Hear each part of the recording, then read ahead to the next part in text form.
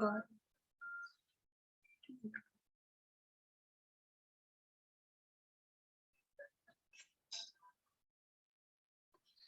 Não estou escutando. Professor, o senhor está mutado.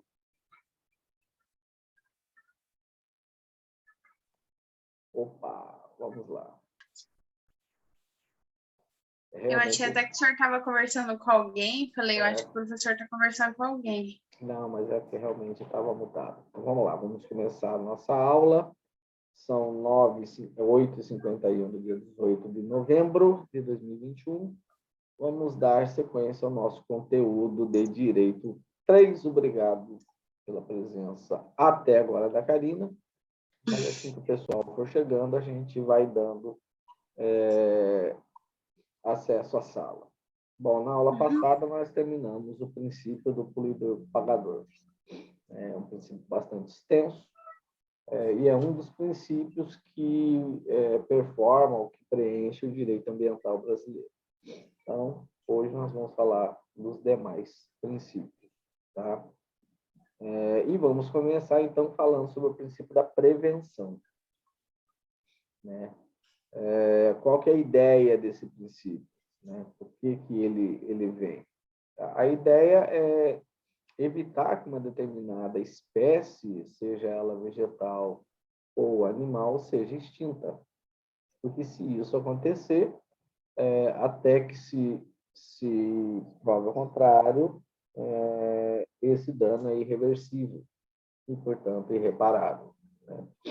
Então, a medicina hoje, notadamente a engenharia genética, começa a falar de restauração de espécies extintas, com base em fragmentos de DNA que eles conseguem encontrar, e normalmente DNA ligado às células troncos dessas espécies. Então, a partir da tecnologia de hoje, já começa a se falar na possibilidade de restaurar espécies extintas, né?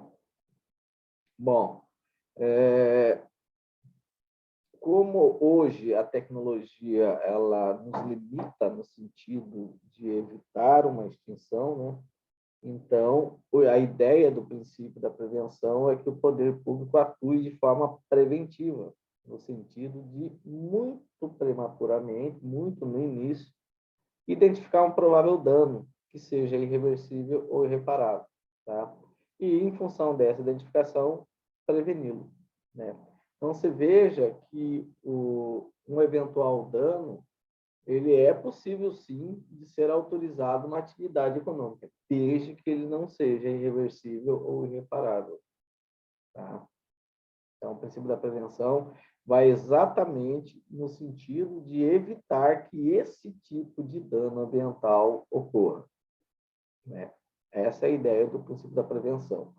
O que é diferente da ideia do princípio do poluidor pagador, em que, no primeiro momento, você exige que o eventual poluidor, né, ou poluidor em potencial que queira desenvolver uma determinada atividade econômica no local, faça os estudos ambientais no sentido de identificar uma eventual poluição e aí já fazer as alterações preliminares ainda na fase dos estudos de viabilidade do projeto para sua implantação naquele local. E em um segundo momento, ocorrendo o dano ambiental, ou a poluição, que nós aprendemos dentro do princípio do poluidor pagador, o conceito do que é a poluição, aí sim ele vem repará-lo, tá? Sempre dando preferência à reparação específica, ou seja, o próprio bem ambiental, tá? Esse princípio da prevenção ele vai nascer em 1992, 20 anos depois da primeira reunião em Estocolmo, que foi a reunião do Rio de Janeiro. E aí, nessa reunião do Rio de Janeiro, foram propostos vários princípios. E dos vários princípios, no princípio 15, nós temos esse conteúdo. Para proteger o meio ambiente, medidas de precaução devem ser largamente aplicadas pelos estados. Aí, quando a gente tem estados, primeiro tamanho, a gente entenda nações, países, segundo as suas capacidades. Em caso de risco de danos graves e irreversíveis, você vê que não é ou, é e.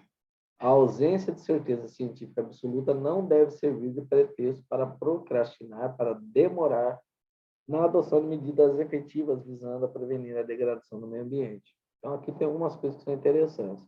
Primeiro é a ausência de certeza científica absoluta, né? É muito difícil você falar em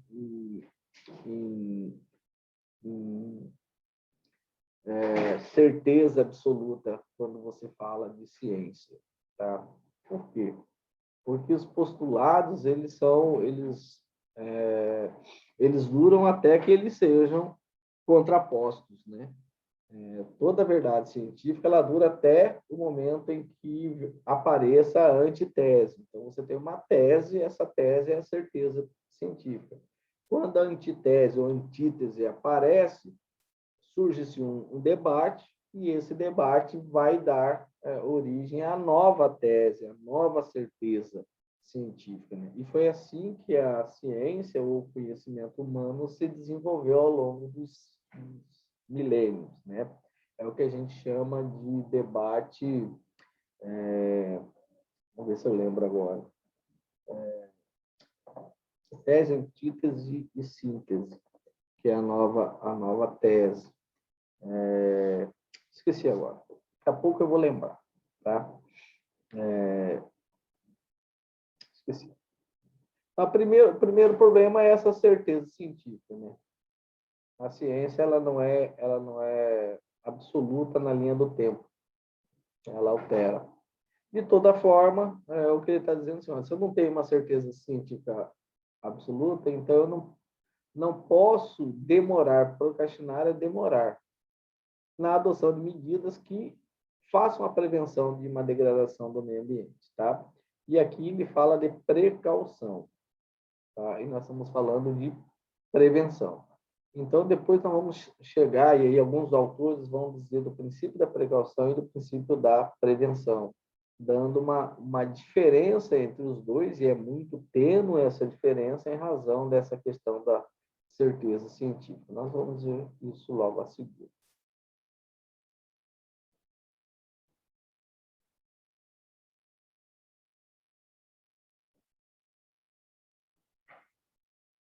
Então, o que eu escrevi aqui?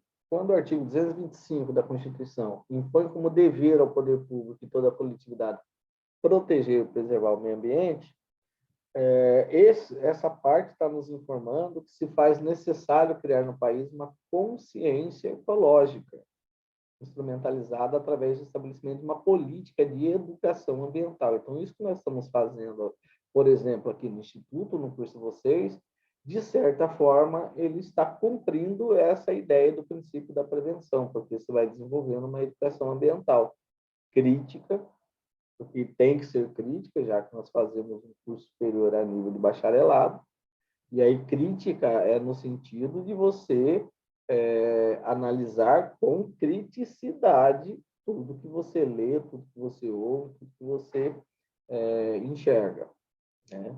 Bem como a adoção de outros instrumentos que possibilitem a prévia constatação de um dano ambiental, que são os famosos estudos ambientais, lá falado no princípio anterior, que era o princípio do poluidor-pagador, tá? Ou então que estabeleçam parcerias de prevenção ambiental, incentivos fiscais às atividades conservacionistas ambientais. Então, essa é mais ou menos a ideia do princípio da prevenção. O professor Milaré, ele vai falar de uma diferença entre prevenção e precaução, tá? Ele diz o seguinte: de maneira sintética, podemos dizer que prevenção trata de riscos e impactos já conhecidos pela ciência.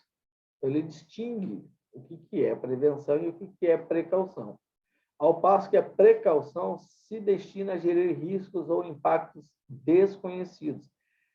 Isso aí merece uma crítica, uma análise crítica, quando ele fala sobre a precaução no sentido de gerir, ou seja, de administrar riscos ou impactos desconhecidos. Isso aí fica muito no subjetivo. Às vezes, você freia o desenvolvimento de uma economia de um país com consequências sérias no IDH da sua população com base nessa ideia.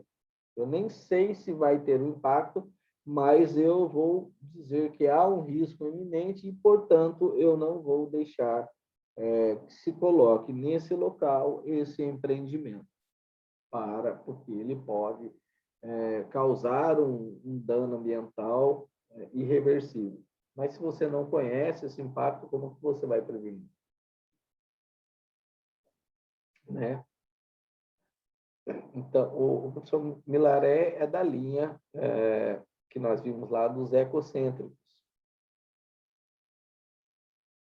Vamos para frente. Todo esse conteúdo está na mochila que eu deixei para vocês. Tá? Qualquer dúvida, por favor, é só falar. Tá. Então, assim, olha o que o professor Milaré fala. O princípio da prevenção deve ser aplicado sempre que o perigo do dano ambiental é certo, ou seja, a ciência já possui os elementos seguros para afirmar que uma atividade é efetivamente perigosa. Né? Aqui vale mais uma análise. Tá? Criou-se na década de 80 um estigma no Brasil com relação à geração de energia elétrica através de usinas termonucleares. Tá? E se basearam num acidente que teve na Rússia, em Chernobyl, né, que explodiu a usina lá e a cidade hoje é uma cidade fantasma. Né? Então, pelos próximos 300 anos, ninguém pode entrar lá, o nível de radiação lá é muito alto. Mas eles só esqueceram de informar para a população brasileira que aquele acidente ele era previsível que ia acontecer, porque a Rússia quebrou economicamente, né? Na verdade, a União Soviética quebrou, foi desfeita a União Soviética, né? E os países foram se soltando. Então, Chernobyl estava na Ucrânia, está na Ucrânia. Né? E não havia, eles não davam manutenções nessa usina há décadas. E toda a comunidade científica dizia, se vocês não derem a manutenção, pode acontecer que esse gerador entre em fissão nuclear e exploda. E como de fato aconteceu. Então, ali foi uma explosão que já era esperado. Se as medidas preventivas fossem, em termos de manutenção, as manutenções preventivas e preditivas fossem sempre levadas a efeito, a usina estava funcionando até hoje. Tá? E depois nós vamos ter um outro acidente, que foi em 2011, com aquele tsunami que chegou no Japão. A onda veio e invadiu uma usina termonuclear. No entanto, o Japão conseguiu evitar o vazamento do material radioativo e está tudo bem lá dentro. Tá? São esses dois casos que tem na história recente. Por que eu estou falando isso? Porque esse sistema de geração, e aí eu falo como engenheiro eletricista da área de potência, do ponto de vista ambiental e do ponto de vista da segurança de geração elétrica, é melhor que tem. Por quê? Porque você precisa de pouca área para você implantar uma usina dessa, e você consegue implantar essa usina ao lado da carga. Você não precisa ter linhas de transmissão, como ocorre no sistema hidrelétrico. Né? Porque no sistema hidrelétrico você precisa ter uma vazão de água e um certo desnível dessa vazão para que esse volume de água tenha velocidade. E aí você vai pegar essa energia cinética dessa vazão da água, desse volume de água que está se deslocando, passar por uma turbina, transformar essa energia cinética em energia mecânica, que ali na turbina ela vai fazer essa transformação e essa turbina vai transferir essa energia mecânica para o eixo do gerador e esse gerador, por sua vez, vai transformar essa energia mecânica em energia elétrica. Só que esse acidente geológico, que é essa queda d'água, normalmente não está próximo das cargas, que são as cidades. Então, entre a geração e o consumo, vai ter uma linha de transmissão, que é a parte nevrálgica do sistema, é a parte frágil do sistema. E é caro. Então, seria muito mais barato você gerar do lado da carga, você deixa a coisa mais estável, você elimina a necessidade da linha de transmissão, tá? Percorrendo grandes distâncias. Basta ela cair um raio na linha que ela sai de operação, né? O Brasil é rico no nível isocérâmico, que é o número de raios que cai anualmente aqui no Brasil, tá? Então, essa é a reflexão. Mais tarde, já no início do ano 2000, criou-se também no Brasil um mantra de que deveria se evitar, nas usinas hidrelétricas, as reservações d'água, e permitindo apenas a implantação de usinas hidrelétricas a fio d'água, ou seja, são usinas hidrelétricas que trabalham apenas e tão somente com o volume normal do rio, sem fazer o represamento, que são aquelas grandes barragens. O que acontece com essas usinas? Elas são muito suscetíveis às variações de precipitações das chuvas. Se período que não chover, a usina não gera energia elétrica. Portanto, nós estamos entrando numa crise hidrelétrica em razão dessas decisões do passado, né? A quem interessou isso, né? Então, essa reflexão, o país mais cedo, mais tarde, vai ter que fazer, né? Eu tive a oportunidade de conhecer Orlando, na Flórida, e lá eles têm uma usina termonuclear que atende toda a grande Orlando, que são vários condados, várias cidades, né? Aliás, o condado de Orlando engloba várias cidades, alguns milhões de pessoas, e é uma usina pequenininha. Está lá, bonitinha, bacana, né? Então, essa é uma reflexão que a gente precisa ter. Tá? E aí ele fala, já o princípio da precaução será aplicado quando a informação científica é insuficiente, inconclusiva e incerta para apontar a inexistência dos riscos de impactos ambientais à saúde das pessoas ou animais, a proteção da flora. E nós temos também que analisar que a ciência ela não é unânime, né? Existe uma comunidade científica expressiva que nega o aquecimento global, que diz que o que está passando aí é outra coisa e não isso que a outra parte da comunidade científica diz ser um aquecimento global. Outra parte da ciência, os climatologistas, não associam o aquecimento global ao CO2, mas sim a outras situações, principalmente a redução das atividades solares que caminha o planeta para uma mini era glacial a partir de 2023, e nós estamos, então, num fenômeno que sempre antecede os frios, chamado pré-frontal, que é um aquecimento brusco que dá e logo depois vem a chuva e vem o frio e a temperatura cai, né? Esse fenômeno é chamado de pré-frontal. Tá? Outro princípio da participação, tá?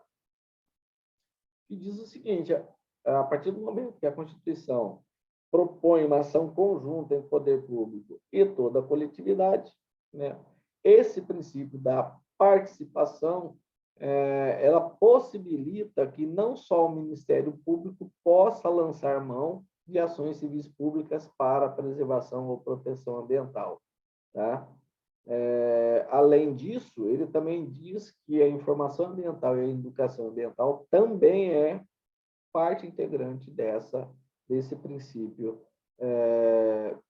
da participação. Esse princípio também merece uma certa crítica, principalmente com relação ao segundo parágrafo, quando ele diz que tantos outros organismos estão legitimados a proporem ações civis públicas para a preservação e proteção ambiental. O que ele está dizendo é que uma organização não governamental poderia, se ela entendesse pertinente, propor uma ação, por exemplo, para impedir a implantação de uma linha de transmissão já licenciada. Tá? Então, merece muita crítica esse pensamento. No entanto, está lá no livro, a gente coloca para que a gente aprenda. A parte da educação ambiental e da informação ambiental não há o que se falar. Tá? Aqui, ó, nós temos lá, no parágrafo primeiro, ele vai dizer o seguinte, que quais são as ações que o poder público deve fazer para cumprir o que está contido lá no caput do artigo, né, que é na cabeça do artigo 225. Então, uma das ações governamentais que o poder público tem que fazer é promover a educação ambiental em todos os níveis de ensino e a conscientização pública para a preservação do meio ambiente. Então, aqui ele fala educação ambiental e, quando ele fala em conscientização, é informação ambiental. Nisso não há muito o que falar, a gente tem mais aqui incentivar isso e apoiar essa situação. Tá? A informação ambiental também é prevista nos artigos 6º, parágrafo 3º e 10 da Lei da Política Nacional do Meio Ambiente. Tá? Então, é importante isso. As pessoas desenvolver essa consciência. Eu lembro que, numa época, era usual as pessoas jogarem qualquer coisa dentro do carro na rua. Ele abria um picolé, o palito e a embalagem de picolé ia para fora. Hoje, não.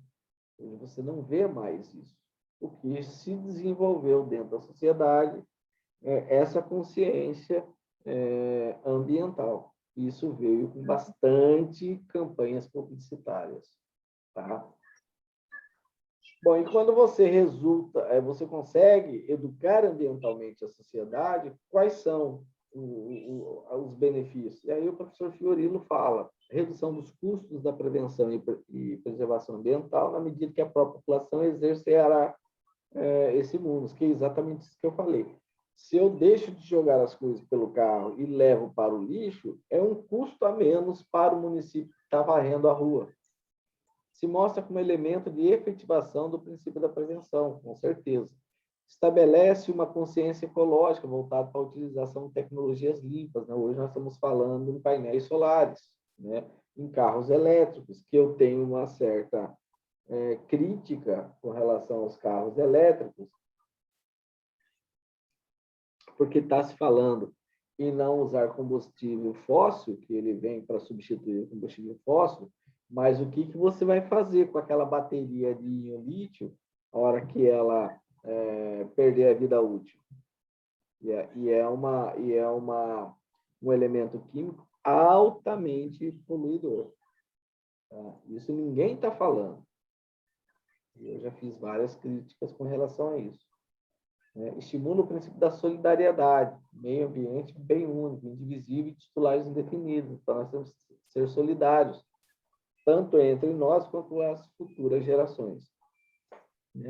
Efetivar o princípio da participação, tá, ajuda tanto o poder público como a coletividade na preservação e defesa do meio ambiente ecologicamente equilibrado. Então, o princípio da participação ele é muito positivo nesse sentido.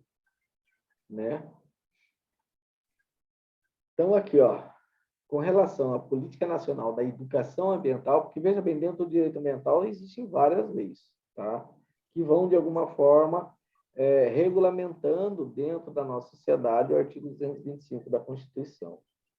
Então, lá na Lei da Política Nacional da Educação Ambiental, no seu artigo 1º, diz o seguinte: entende-se por educação ambiental os processos através dos quais o indivíduo e a coletividade constroem valores sociais, conhecimentos, habilidades, atitudes e competências voltadas para a conservação do meio ambiente, bem de uso comum do povo, essencial à sadia qualidade de vida e sua sustentabilidade. Tá? Então, essa lei, ela também diz que essa educação ela deve ser articulada em todos os níveis e modalidades do processo da educação, processo de ensino-aprendizado, em caráter formal ou não formal, uma vez que se revela componente essencial e permanente da educação nacional, né? Que é, novamente, o que nós fazemos no nosso curso. Até porque vocês serão profissionais de alta gestão, a nível de consultoria e de assessoramento, num estado eminentemente voltado à sua economia ao agronegócio, né? Então, é uma exploração direta dos recursos naturais.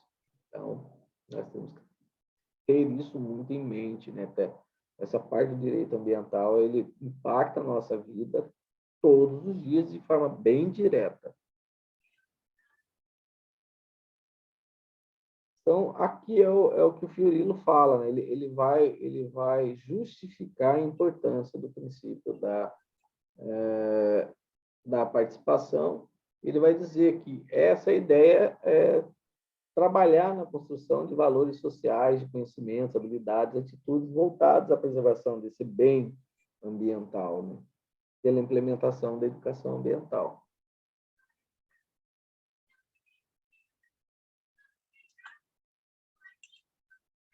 Princípio da ubiquidade, esse é o último princípio, tá? Esse princípio é muito forte, tá? Resumidamente, esse princípio permite aos órgãos de controle do Estado agir antecipadamente para evitar que alguma atividade econômica seja realizada num determinado local com potencial de causar danos ambientais. Tá? Então, ele vem bem naquela ideia da prevenção ou da precaução, mas com uma ação, autoriza uma ação dos órgãos de controle do Estado agirem nesse sentido.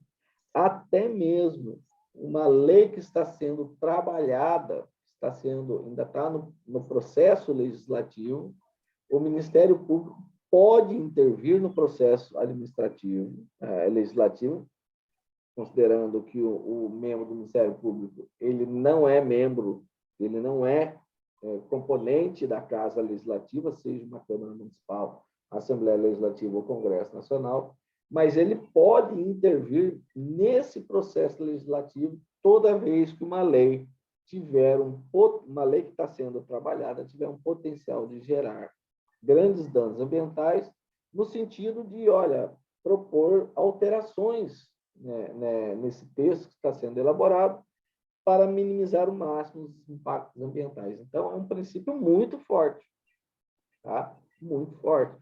Um instrumento fantástico, delegado aos órgãos de controle público na preservação e proteção ambiental.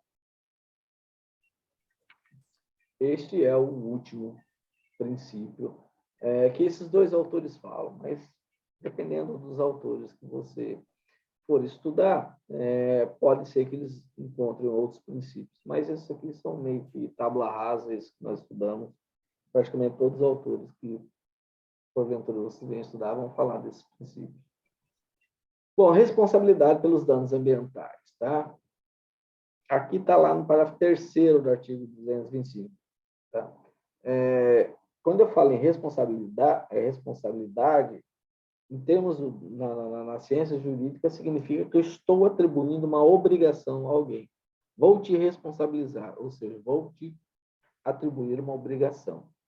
No caso, essa obrigação decorre de danos ambientais. E aonde que eu vejo a fundamentação legal para isso? Lá no parágrafo 3º do artigo 225 da Constituição. Ele diz assim, ó, as condutas e atividades consideradas lesivas ao meio ambiente sujeitarão os infratores, sejam pessoas físicas, jurídicas, e aí também não importa se é as pessoas jurídicas de direito público ou de direito privado, e aqui vem as responsabilidades, que são sérias. Sanções penais, administrativas independentemente da obrigação de reparar os danos causados. Tá? Então, veja bem, uma conduta considerada antijurídica e lesiva ao meio ambiente pode gerar essas 3 responsabilidades. Tá? Sanções penais, e aí com prisão e tudo mais. Administrativas são multas, normalmente são estratosféricas, e, além disso, a obrigação de reparar os danos causados. Então, tem que tomar muito cuidado, vocês que forem trabalhar numa empresa que mexe, por exemplo, com o meio ambiente, com conteúdo desse parágrafo 3º do artigo 225. Tá? Tem que tomar muito cuidado, porque pelo menos as sanções administrativas e a obrigação de reparar os danos causados, eles dispensam a ocorrência da culpa. Basta acontecer, você é obrigado a reparar e ainda pode sofrer uma multa. A sanção penal, sim, vai buscar a culpa. Tá? Ou seja, o dolo, ou a imprudência, ou a imperícia, ou a negligência. Então, você pode ter agido tudo certinho, se causou dano, mesmo assim você poderá receber ser responsabilizado em alguma medida. Tá? Então, a Constituição nos informa que as condutas e atividades que resultem em danos ao meio ambiente impõem aos infratores sanções penais, administrativas e civis. Civis é aquela parte de reparar os danos causados. Em outras palavras, de um único ato lesivo ao meio ambiente pode resultar 3 sanções de forma cumulativa. Tem que tomar cuidado, porque isso aí é pancada, não é muito fácil, não. Tá? Bom, vamos lá. Falar em competência em matéria ambiental. Isso é importante porque vai sair muita discussão sobre isso, principalmente no dia a dia da vida de uma secretária executiva. Competência material, ou seja, em termos de matéria, de produzir uma lei que verse sobre meio ambiente. Tá?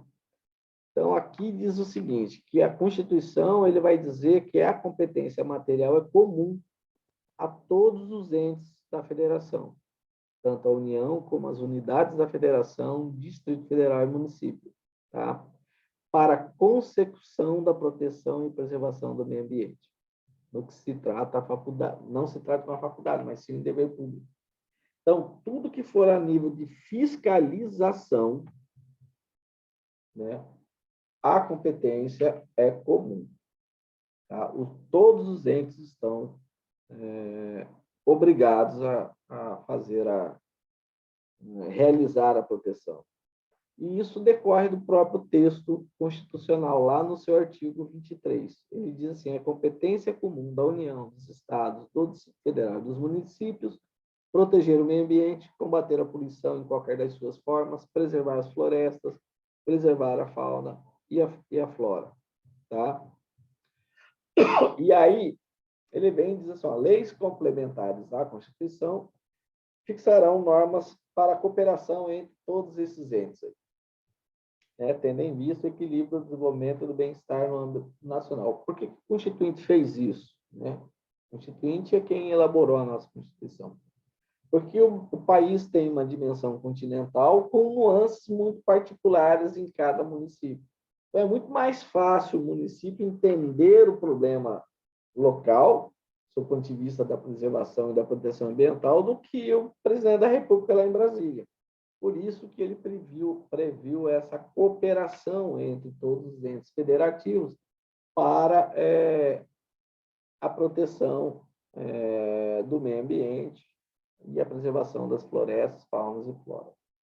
Tá? Quando a matéria for proteção, todos estão possuem, a gente chama de competência concorrente. Agora, a competência legislativa. No primeiro momento, quando você lê a Constituição, você imagina que o município não pode legislar matéria ambiental. Tá? Por quê? Porque a Constituição ela vai dizer assim, no artigo seguinte, compete à União, aos Estados e ao Distrito Federal legislar concorrentemente sobre. Aí ele fala ali, ó, os 3 incisos, que é tudo matéria ambiental. Florestas, caça, pesca, fauna, conservação da natureza, defesa do solo, recursos naturais, proteção do meio ambiente, controle de poluição. Proteção do patrimônio histórico, cultural, artístico, turístico e paisagístico, que é a parte do meio ambiente cultural. Responsabilidade por dano ao meio ambiente, ao consumidor e a bens de direito de valor artístico, estético, histórico, turístico e paisagístico. Tá? Também tem matéria ambiental aí. Então, no primeiro momento, quando você lê, você imagina que os municípios não podem legislar sobre matéria ambiental. No entanto, já está pacificado que, embora o texto não falou, mas logo em seguida ele diz, no mesmo artigo, que no âmbito de legislação concorrente, a competência da União limitar-se-á a estabelecer normas gerais. Então, a União, quando falar do meio ambiente, dá normas gerais. Tá? E aí, no parágrafo 2º, diz que a competência da União para legislar sobre normas gerais não exclui a competência suplementar dos Estados. Tá? E aí, quando chega no artigo 30, quando fala da competência dos municípios, ele diz que os municípios podem suplementar a legislação federal e a estadual no que couber. Então, embora o artigo 24 não faça uma menção explícita, ele diz que os municípios podem suplementar. O que ele quis dizer aí? Que o município não pode criar uma legislação nova, mas ele pode pegar uma legislação federal ou uma legislação estadual já existente e fazer uma suplementação. Então, conclui-se que até mesmo os municípios podem produzir legislação ambiental. E isso é básico, até não precisaria de muita discussão acadêmica, porque quando o município ele legisla sobre uso e ocupação do solo urbano, que ele pode legislar, ele vai dizer se você pode botar um supermercado num determinado lugar da cidade, se você pode fazer um loteamento, se você pode fazer um edifício, se você pode construir uma indústria dentro do município, em que local do município você pode fazer. Isso aí todo município tem, que se chama Lei de Uso e Ocupação do Solo Urbano. Ora, se nós aprendemos no transcorrer do curso que o meio ambiente ele se classifica não só no meio ambiente natural, mas também no artificial, que é a antropização do meio ambiente natural, ou seja, são os espaços urbanos. Então, quando eu legislo sobre o desenvolvimento urbano de uma cidade, eu estou legislando sobre matéria ambiental, porque aonde tem o ser humano também é meio ambiente. Então, não deveria nem ter esta discussão, mas tem muita discussão sobre isso, tá? E aí vem um outro debate, tá? Vem um outro debate. Se eu tiver 3 leis, tá? Ambientais, uma federal, uma estadual e uma municipal, mas que elas têm pequenas divergências entre si, tá? Então, eu vou colocar aqui, vou voltar aqui para gerar um espaço, tá? Vamos imaginar que eu fale sobre pescaria, tá? A lei federal, ele vai dizer que você pode transportar 30 quilos de peixe, certo? Vou dar um exemplo. A lei estadual,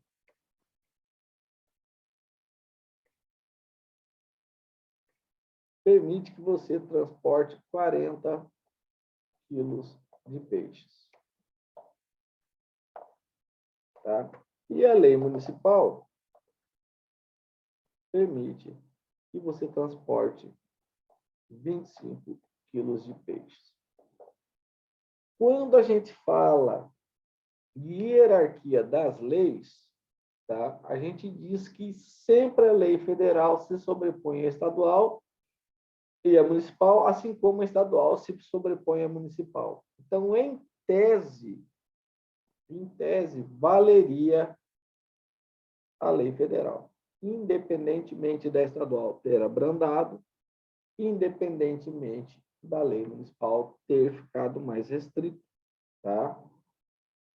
Então, qual é a lei que vai ser aplicada? Tá?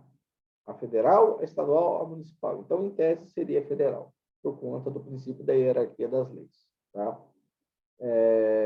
No entanto, em matéria ambiental, será aplicada sempre a lei mais restritiva.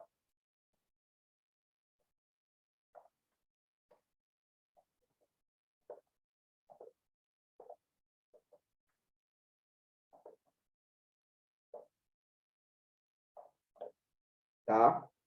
Então, por exemplo, vamos supor que isso aqui, essa lei municipal fosse de Tangará da Serra.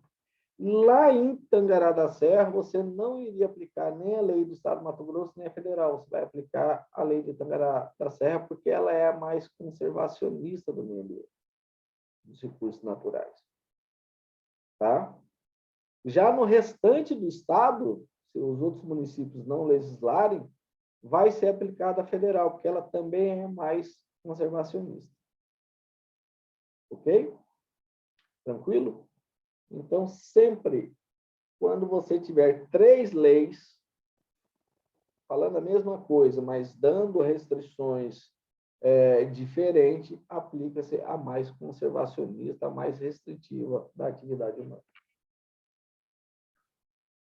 Isso só vale para meio ambiente. Nas outras áreas do direito, a federal se sobrepõe à estadual e a estadual se sobrepõe à municipal.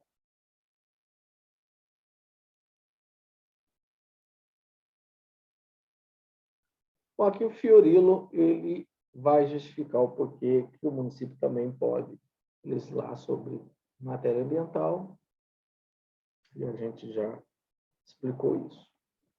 Bom, aqui são exercícios que eu vou passar porque não tem sentido de eu fazer em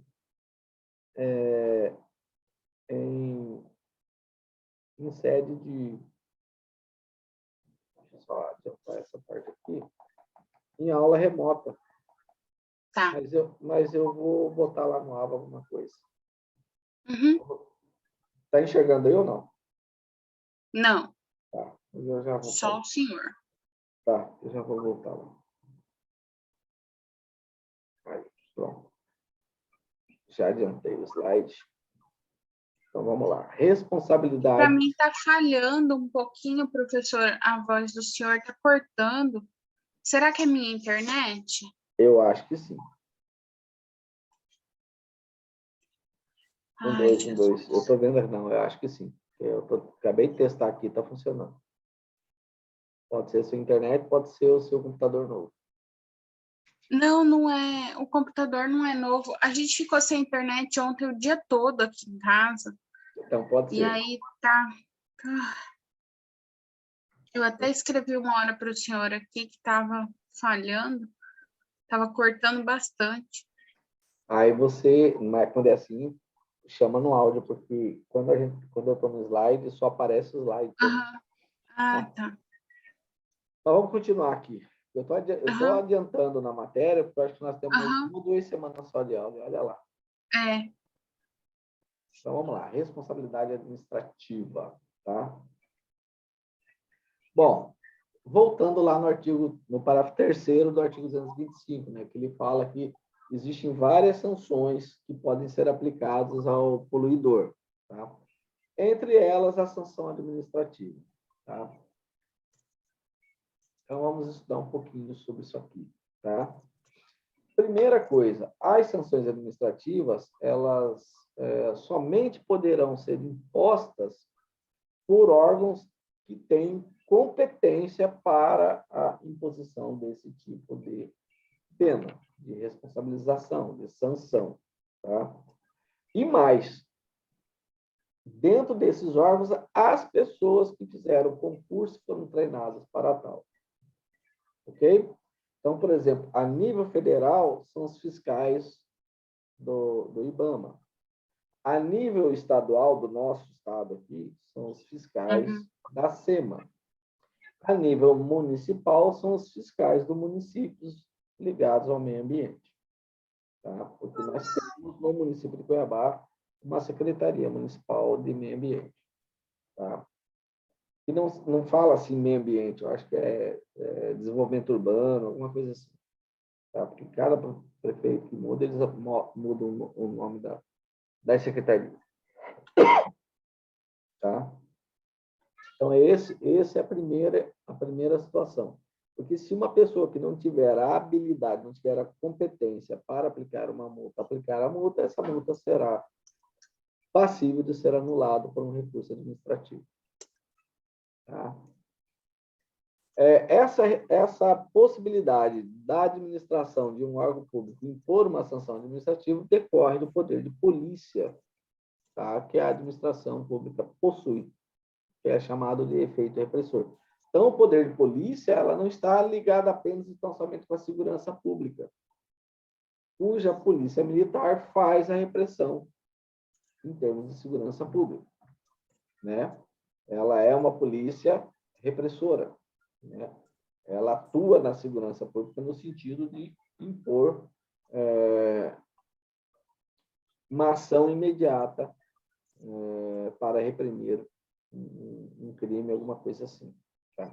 É diferente da polícia judiciária civil, que ela é investigativa, ela é uma polícia administrativa vinculada ao poder judiciário. Tá? Ela produz as provas para que o poder judiciário, como órgão punidor, né, do Estado, aplique as penas nas ações penais. Ok? Então, nós temos que fazer essa diferenciação a nível de segurança pública. Mas o poder de polícia da administração, ela não se cinge só à segurança pública, praticamente em todas as partes, né? Então, por exemplo, quando o bombeiro vai lá e interdita um determinado local, é poder de polícia. Quando um fiscal vai lá e caça um alvará de localização e funcionamento de uma empresa lá, é poder de polícia também. Tá? Então, é esse efeito repressor. Okay? A ideia é ter um efeito pedagógico. A primeira ideia de uma sanção administrativa é promover um efeito pedagógico. Tá? No sentido de que aquela pessoa não cometa mais aquele ato, né? E, em caso de reincidência, essa pena vai aumentando. Isso para ele, mas também serve como elemento pedagógico para o resto do tecido social, para o conjunto da sociedade. Ó, eu não vou fazer o que ele fez porque deu errado para ele, então já serviu para aprender. É preferível aprender com a dor dos outros com a sua própria dor. Tá? Tranquilo? Então, é essa ideia que está vindo aqui, que o Fiorillo está mostrando. E quais são as sanções administrativas? Elas são graduais. Então, primeiro vem uma advertência, depois vem multa, apreensão de bens, destruição mesmo, inutilização de produtos, suspensão de venda e fabricação de produtos, embargo ou mesmo demolição de obras, embargo ou mesmo suspensão parcial ou total de atividades e ainda restritiva de direitos. Você vê que, normalmente, nas ações do IBAMA, que eles chegam lá naquela região ali do Pará, próximo da BR Transpantaneira e da BR-163, ali tem muito desmatamento e muita queima da floresta, né? Depois aparece no mundo inteiro, porque a floresta inteira está queimando, mas é mais restrito ali no Pará. Então, quando eles chegam lá, e também a ação de garimpeiros, então, quando eles chegam lá, no meio do nada, para você pegar um trator deles e trazer para cá, é preferível queimar. Porque o Estado não tem uma estrutura de logística de apreender um trator, uma draga, e trazer para a cidade para depois leiloar e vender, né? Para uma outra atividade, digamos assim. Isso não quer dizer que a mineração não seja boa, ela é importante para a economia do país, desde que ela seja dentro do regramento do direito minerário. Tá? E para você ter uma ideia, hoje Cuiabá, por conta de muito assoreamento, aqui no nosso trecho da cidade, se não for dragado, se não for tirada a areia o tempo todo, em pouco tempo o rio fica intermitente aqui em Cuiabá no período de seca. Então, as dragas estão ali exercendo uma função de preservação ambiental, por incrível que pareça. Tá? Porque deixou-se, durante séculos, perder muita terra de barranco. Então, houve essa degradação. Tá? Então, está aqui, ó, na Lei 9.605, de 98. Considera-se infração administrativa ambiental toda ação ou omissão que viole regras jurídicas de uso, gozo, promoção, proteção e recuperação do meio ambiente. E essa lei vai falar de todos os tipos de sanções administrativas. Inclusive, vai ter um pedaço dela que vai falar das sanções criminais. Tá? Bom, nessa lei ela vai dizer quais são as autoridades competentes para lavrar um auto de infração. Tá? Ele vai dizer aqui, são autoridades competentes para lavrar auto de infração ambiental e instaurar processo administrativo os funcionários de órgãos ambientais integrantes do Sistema Nacional do Meio Ambiente, SISNAMA, designados para as atividades de fiscalização, bem como os agentes das capitanias dos portos do Ministério da Marinha.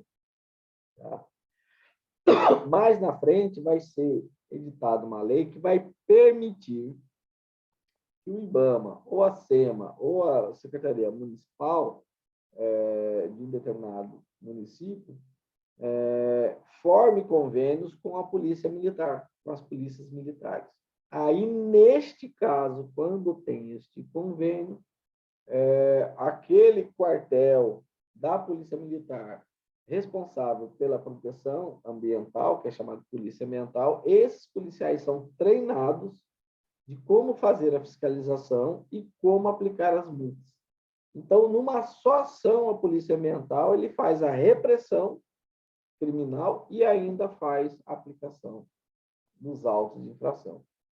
A Polícia Militar de Mato Grosso tem esse convênio, então, por isso que existe os batalhões ambientais.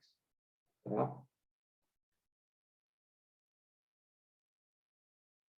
Bom, então, agora nós vamos ver um pouco sobre o Sistema Nacional do Meio Ambiente, SISNAMA. Tá? Ele tem essa composição aqui. Tá? Ele tem um Conselho de Governo, logo abaixo, o Conselho Nacional do Meio Ambiente, chamado de CONAMA. Abaixo dele vem a Secretaria do Meio Ambiente da Presidência da República. Logo em seguida, vem o Instituto Brasileiro do Meio Ambiente e Recursos Naturais Renováveis, que é o IBAMA. Vem os órgãos seccionais.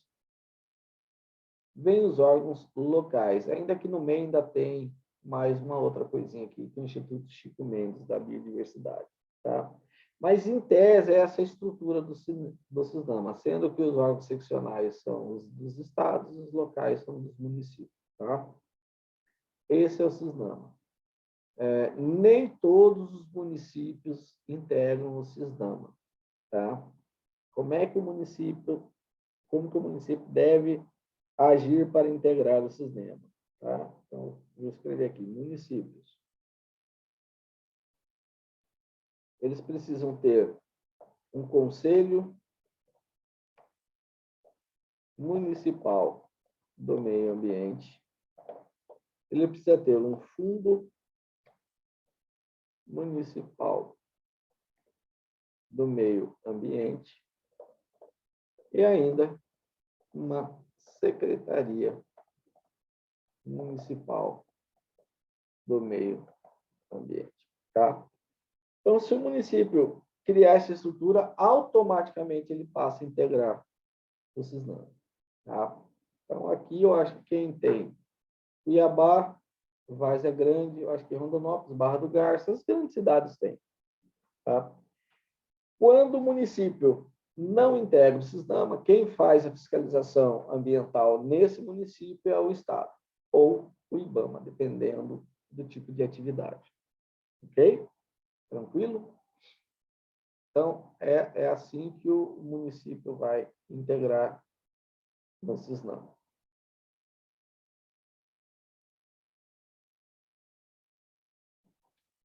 Então, está aqui a estrutura, tá, do Cisnam. Foi criado na Lei 6.938, que é a Lei da Política Nacional do Meio Ambiente. Tá? Órgão superior, Conselho do Governo. Função, assessorar o presidente da República na formulação da política nacional e diretrizes para o meio ambiente e recursos naturais. Assessorar, não quer dizer que tem que dizer o que o presidente vai fazer. Órgão consultivo e deliberativo é o CONAMA, Conselho Nacional do Meio Ambiente. Ao mesmo tempo que ele assessora, estuda e propõe ao Conselho de Governo diretrizes de políticas governamentais e também elabora normas e padrões ambientais. Então, o CONAMA ele produz estudos sugerindo que venham leis. Então, ele vai sugerir isso para o Conselho Superior e, a partir do momento que o presidente da República se convence, ele pode mandar uma mensagem para o Congresso para editar uma lei. Tá? Ao mesmo tempo, ele vai também produzir normas e tudo mais para baixo. Então, essa é a função do CONAMA. Órgão central é a Secretaria do Meio Ambiente da Presidente da República. Tá? Qual que é a ideia? Planejar, coordenar, supervisionar e controlar como órgão federal a política nacional e as diretrizes governamentais ambientais. Tá? Órgão executor, IBAMA. Tá? Qual que é a função? Executar e fazer executar como órgão federal as normas editadas, né? Política Nacional do Meio Ambiente e as normas editadas pelo CONAMA. Ok? Órgãos seccionais são os órgãos estaduais, tá? Responsáveis pela fiscalização e execução da política nacional do meio ambiente dentro do seu estado. Os órgãos locais, o mesmo dos seccionais, só que a nível de município. Tá? Essa é a estrutura do CONAMA. Tá? Bom, aqui eu vou... Essa parte aqui é mais de leitura mesmo. A gente entendendo mais ou menos a estrutura que nós fazemos ali, é só ler. Tá? Tá tudo na lei. Tá? Inclusive, a composição do plenário do CONAMA é algo assim, parece, sei lá, é muita gente. Eu fico imaginando que se chegar a um consenso aí, aqui, ó, quantidade de pessoas que compõem o plenário do CONAMA. Então, para você editar uma norma lá, uma resolução deve ser 15 anos de debate. Não sei se isso é produtivo. Isso interessa ao meio ambiente. Tá? Aí o órgão central, a Secretaria do Meio Ambiente, órgão executor, o IBAMA, órgãos setoriais, tá? Os setoriais está intercalado entre o CONAMA, o IBAMA, com os estados. Os setoriais, aqui vai estar o Instituto Chico Mendes da Biodiversidade, ICMBio. Tá? Os seccionais são os órgãos dos estados, os locais dos municípios. Competência do CONAMA. Aqui, ó. É um monte de coisa que ele pode fazer. Também é só leitura. Tá? O que vai nos interessar mais é o IBAMA. Bom, aqui são os instrumentos da Política Nacional do Meio Ambiente nessa parte do Cisnam, relacionada ao Cisnam. Olha aqui, ó. Padrões de qualidade ambiental. Então, o que os carros hoje têm aquele catalisador, né? Como que as estações de tratamento de esgoto devem funcionar, o que ela vai entregar de volta para o corpo d'água. zoneamento ambiental, avaliação de impacto. E aqui vai indo, olha, gente, é bastante coisa. Tá? Que são os instrumentos disponibilizados, né, para a proteção e preservação ambiental. Aqui é o que nos interessa mais, licenciamento ambiental. Quem for trabalhar no estado de Mato Grosso, vira e mexe, vai se encontrar com isso. Bom, licenciamento ambiental é o processo administrativo no qual você busca obter uma licença ambiental. Tá? A licença ambiental é um ato administrativo resultado final do licenciamento ambiental. Tá? E ele tem três tipos de licença. A de localização, a de instalação e a de operação. Ok? E pode ter uma de ampliação que nada mais é do que uma nova instalação. Tá? Dentro do processo de licenciamento ambiental é que vão vir os estudos ambientais. Então, todo licenciamento ambiental vai ter um estudo ambiental dentro dele. Tá? São todos e quaisquer estudos relativos aos aspectos ambientais relacionados à localização, à instalação e operação e ampliação de uma atividade ou empreendimento, apresentado como subsídio para análise da licença requerida. Só que tem um detalhe nessa história. Bom, ele pode ser um relatório ambiental, plano e projeto de controle ambiental, relatório ambiental preliminar, diagnóstico ambiental, plano de manejo, plano de recuperação de área degradada, EIA, RIMA, tem vários tipos de estudos ambientais. Mas tem um detalhe aqui que é muito importante. Ele não vincula a administração a dar ou não a licença. A licença ambiental é um ato discricionário não vinculado aos estudos ambientais. Olha o que eu estou falando. Tá? E isso é unânime na doutrina. Mesmo que o estudo ambiental diga, olha, não licencie a atividade, mesmo nesse local, mesmo assim a administração pode licenciar. Por quê? Porque eles não são conclusivos. Tá? Outra, é comum o empresário contratar 2 ou 3 estudos ambientais. Contrata 2 ou 3 universidades, mais um instituto ambiental qualquer, e pede para ele fazer um estudo ambiental dessa atividade, sem eles saberem, numa determinada localidade. Ele vai pegar o resultado que for mais favorável para ele. Exatamente por conta deles não serem exatos e nem conclusivos. Tá? Aqui é importante entender impacto ambiental regional. Toda vez que uma atividade representar o impacto ambiental regional, somente o IBAMA poderá fazer o licenciamento. É competência exclusiva do IBAMA. Tá? Tranquilo? Mesmo que esteja dentro de um município, mas o impacto for regional, o IBAMA que vai licenciar. Então, está aqui. O município integrante do sistema deve possuir uma Secretaria Municipal do Meio Ambiente, um Conselho Municipal do Meio Ambiente, um Fundo Municipal do Meio Ambiente, que poderá licenciar atividades no âmbito do seu município, desde que o impacto dessa atividade não ultrapasse os seus limites territoriais. Se ultrapassar, a competência automaticamente passa para o Estado. Tá? Então, por exemplo, ali no São Gonçalo Beira-Rio. São Gonçalo Beira-Rio, ali naquela rua principal, está a margem do Rio Cuiabá. De um lado está Cuiabá, do outro lado está Várzea Grande. Se você for fazer um restaurante grande lá, quem vai licenciar esse restaurante será a SEMA, e não o município de Cuiabá. Já na rua de trás, aí a competência é do município de Cuiabá, porque não está na barranca do rio, não impacta o município de Várzea Grande. Tá?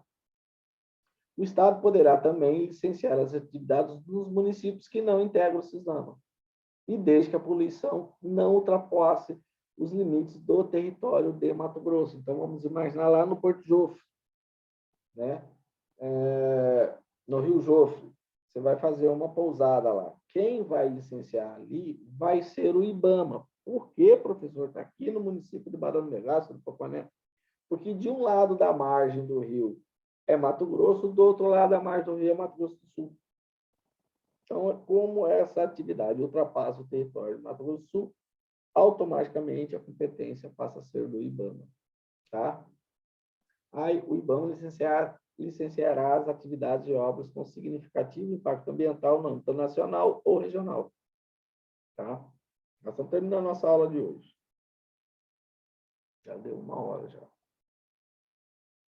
Então, está aqui. A localização, construção, instalação, ampliação, modificação e operação de empreendimentos e atividades utilizadoras de recursos ambientais considerados efetivos ou potencialmente poluidores, bem como os empreendimentos capazes, sob qualquer forma, causar degradação ambiental, dependerão de prévio licenciamento do órgão ambiental competente, sem prejuízo de outras licenças legais exigíveis, de bombeiro, vigilância sanitária e tudo mais.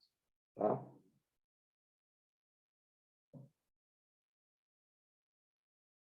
Aqui é a competência do IBAMA.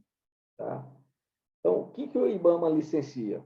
Atividades localizadas desenvolvidas conjuntamente com o Brasil e o país limítrofe. Então, qualquer atividade ali, por exemplo, na usina de Itaipu, que está entre o Brasil e o Paraguai, vai ser competência do IBAMA. Assim como no mar territorial, na plataforma continental, na zona econômica exclusiva, em terras indígenas, em unidades de conservação de domínio da União. Então, se você for fazer uma atividade no Parque Nacional de Chapada dos Guimarães, essa atividade, quem vai licenciar e autorizar é o IBAMA. Entre atividades localizadas ou desenvolvidas entre 2 ou mais estados, que é aquele exemplo que eu dei do Porto Jofre, cujos impactos ambientais diretos ultrapassam os limites territoriais do país ou de 1 ou mais estados, destinado a pesquisar, lavrar, produzir, beneficiar e transportar material radioativo, tá? Assim como os que utilizem energia nuclear, né, em todas as suas formas, mediante parecer da Comissão Nacional de Energia Nuclear, base ou empreendimentos militares, quando couber, também o licenciamento é feito pelo IBAMA. Tá? E aqui é o que o professor Fiorino diz que é um ato discricionário sui generis. Tá? Né? Ele diz assim, não se trata de ato vinculado, ou seja, a administração não está vinculada a seguir o que o EIA-RIMA está falando. Tá? Por quê? Porque esse EIA-RIMA, o Estudo de Impacto Ambiental e o Relatório de Impacto Ambiental, não oferece uma resposta objetiva e simples acerca dos prejuízos ambientais de uma determinada obra ou atividade que possa causar. Com isso, será possível a outorga de licença ambiental, ainda que o estudo prévio de impacto ambiental seja desfavorável. Tá? E aí ele diz, e ele justifica por que o Estado não a administração não está vinculada ao resultado do estudo ambiental. Tá? Ali no artigo 176 e 225 da Constituição. Bom, as fases do licenciamento ambiental para a gente terminar a aula. A primeira fase é a licença prévia. Tá? Você diz assim, eu tenho essa área aqui e quero montar um posto de gasolina. Posso montar o posto de gasolina aqui? Está aqui o projeto. Tá? Então, eles vão analisar se esse terreno é compatível com a atividade, se a localização do terreno é compatível com a atividade, se não tem problema com o lençol freático. Então, ele começa a fazer um estudo preliminar, ainda na fase de projeto arquitetônico, de projeto de engenharia. Tá? Uma vez que passou essa fase da licença prévia, ele vai te dar essa licença prévia e já vai colocar algumas condicionantes que deverão ser atendidas nas próximas fases do licenciamento ambiental. A partir do momento que fez a licença prévia, você já começa a alterar os projetos para atender às condicionantes. Feito o atendimento às condicionantes, você apresenta, está aqui, eu alterei, atendi as condicionantes da licença prévia. Eles analisam, falam, ok, você pode instalar o seu empreendimento, né, nesse local. Nesse momento, você vai poder começar a construir o seu posto de gasolina. Terminou de construir o posto de gasolina, eu já posso entrar em operação? Não, você não pode. Você tem que chamar o fiscal do meio ambiente para ver se o que você executou atende todas as condicionantes, tanto da licença de instalação quanto da licença prévia. Tá? A partir do momento que ficar demonstrado que você executou a obra de acordo com as 2 licenças anteriores, é expedida uma terceira licença, que é a licença de operação, que junto com as outras licenças que você deve ter, de bombeiro, de alvará de localização e funcionamento, as outras licenças, aí sim você pode botar o seu posto para operar. Então, nós temos a LP, a LI e a LO. Tá? Essas são as 3 fases do licenciamento ambiental. E nós vamos parar por aqui. Beleza? Na próxima aula, nós vamos falar sobre o Sistema Nacional de Unidades de Conservação, que é a última parte do direito ambiental. Desejo a você, Karina, e a sua baby, uma ótimo final de noite, um ótimo final de semana e até a próxima quinta-feira, se Deus quiser. Tá bom? Obrigada, professor. Até quinta. Até quinta. Tchau. Tchau, tchau. Fica com Deus. Boa noite. Obrigada.